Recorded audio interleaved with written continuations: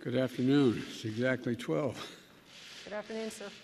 I want to put today's jobs report in perspective.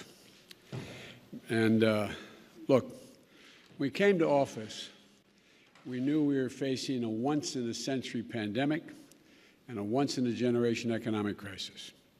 And we knew this wouldn't be a sprint, it'd be a marathon. Quite frankly, we're moving more rapidly than I thought we would. This morning we learned that our economy created 266,000 jobs in April. It hadn't been adjusted again yet, but that's what it says, 266. And listening to commentators today, as I was getting dressed, you might think that we should be disappointed. But when we passed the American Rescue Plan, I want to remind everybody, it was designed to help us over the course of a year, not 60 days, a year.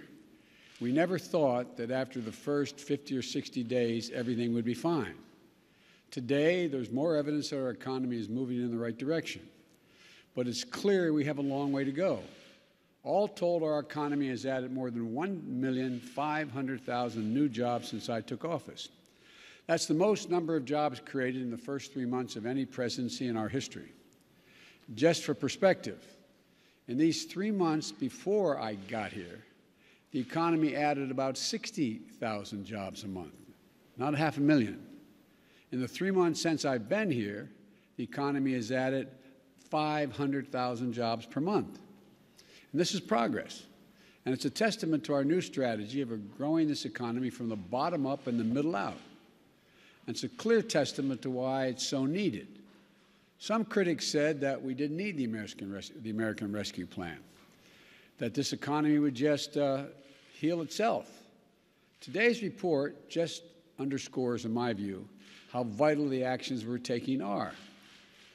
Checks to people who are hurting, support for small businesses, for child care and school reopening, support to help families put food on the table. Our efforts are starting to work, but the climb is steep, and we still have a long way to go.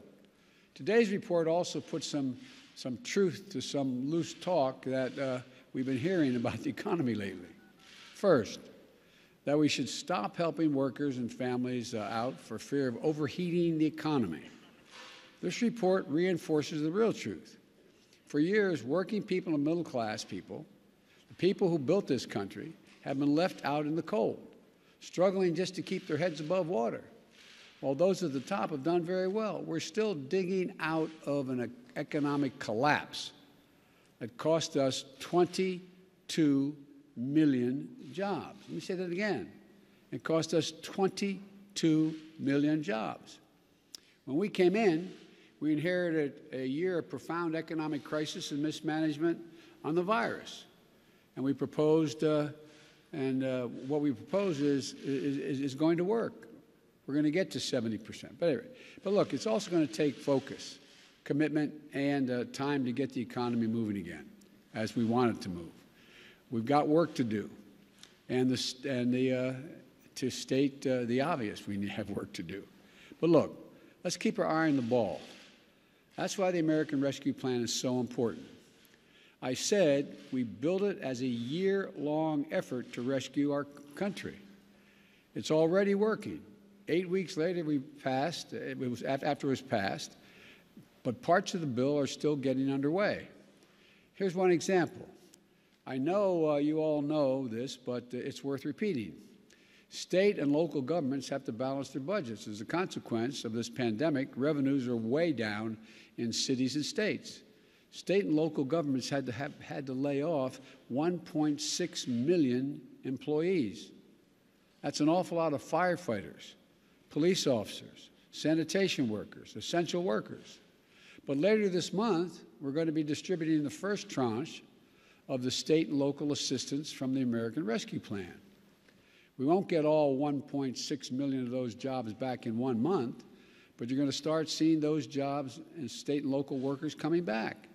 Starting this month, we will also deliver assistance to tens of thousands, and as I notice every Republican in our home state talking about this as being a good idea, tens of thousands of restaurants and bars across the country.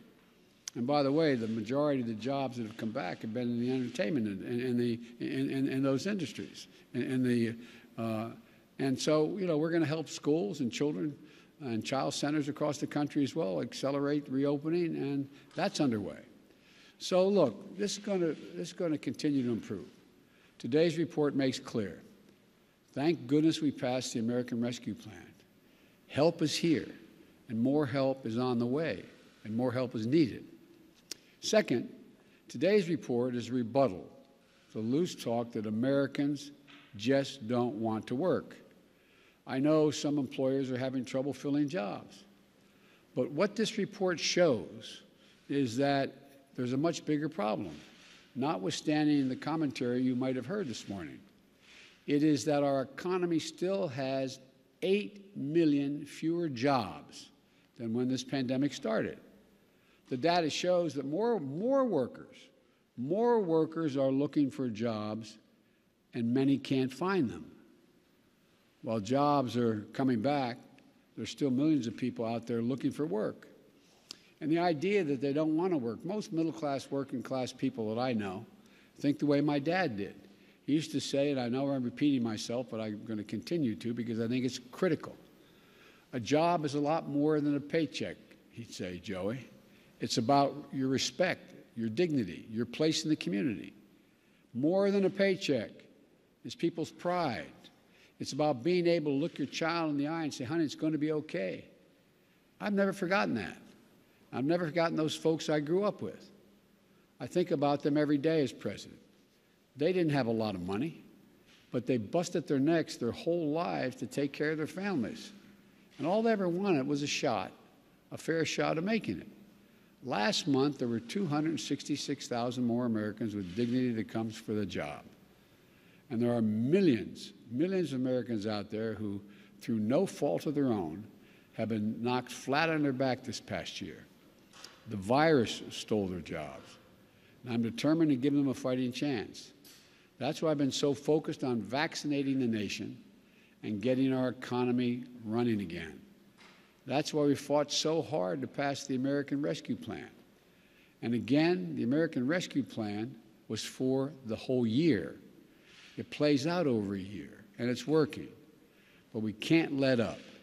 This jobs report makes that clear. And we've got too much work to do. And the American Rescue Plan is just that, a rescue plan.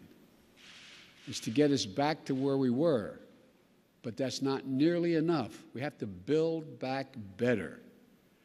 That's why we need the American Jobs Plan I proposed, to put us in a position where we can build back better, to reclaim our position as the leading and most innovative nation in the world and win the future, the 21st century.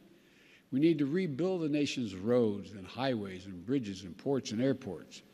We've got water systems all over the country that need repair. There are over 400,000 schools and daycare centers with lead pipes where the water goes through. 10 million homes. I saw a water project system yesterday in New Orleans that was over 80 years old. It's in need of major overhaul. And by the way, if they don't get it fixed, New Orleans itself is in real trouble. They need reliable, affordable, high-speed internet throughout this country. Our businesses need to compete worldwide. Our rural communities need to be able to compete and make their own judgments as to when to buy and sell. And our kids need to succeed in school. As my wife Jill says, any nation that out-educates us is going to out-compete us. We also need to up our game in our education system. 12 years of education in 2021 is not enough to compete in the 21st century. In my view, we need 16 years of public education guaranteed.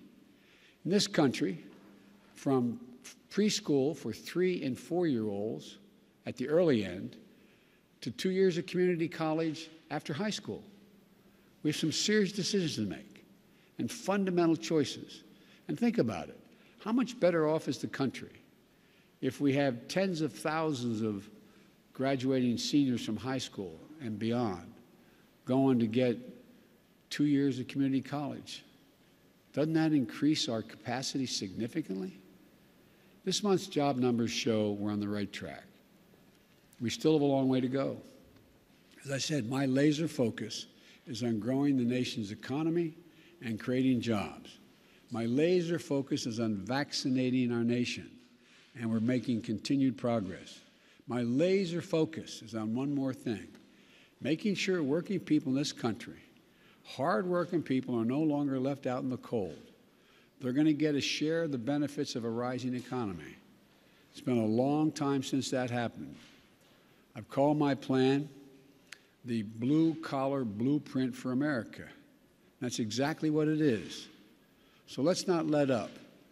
We're still digging our way out of a very deep hole we were put in. No one should underestimate how tough this battle is. We still have a job to do here in Washington. The American people are counting on us. So let's get it done. Let's build an economy that delivers dignity and gives everybody a chance. I'm confident we can do this because there's nothing beyond the capacity of the American people. I want to thank you. God bless you, and may God protect our troops. Thank you very much. Mr. President, do you believe enhanced unemployment benefits had any effect on diminishing a return to work in some categories? No, nothing measurable. Thank you. And Mr. President, do you... On CDC mask mandates, you walked out to the podium with your mask on. Why do you choose to wear a mask so often when you're vaccinated and you're around other people who are vaccinated? Because I'm worried about you. No, it's a joke. It's a joke. Why am I wearing the mask? Because when we're inside, it's still good policy to wear the mask. That's why. When I'm outside, and the problem is, lots of times I walk away from this podium, you notice, I forget to put my mask back on because I'm used to not wearing it outside. Mr. President, are you at all concerned about Vladimir Putin amassing troops on the border of Ukraine? Do you see that as a message to you, and could it impact your desire to have a one-on-one meeting with him? It does not impact my desire to have the one-on-one meeting, and you notice he had more troops before. He's withdrawn troops. There's still troops amassed, but significantly less than he had a month ago. So, you expect that meeting? Sorry. Mr. President, do you believe that the Iranians are serious about negotiation in Vienna? yes, but how serious and what they're prepared to do is a different story, but we're still talking. Sir, you had a question. I had to cut you off. Do you have any update on whether you'll be able to meet Vladimir Putin in June? Is that going to happen? I'm confident we'll be able to do it. We don't have any a specific time or place. That's being worked on. Has he agreed, sir?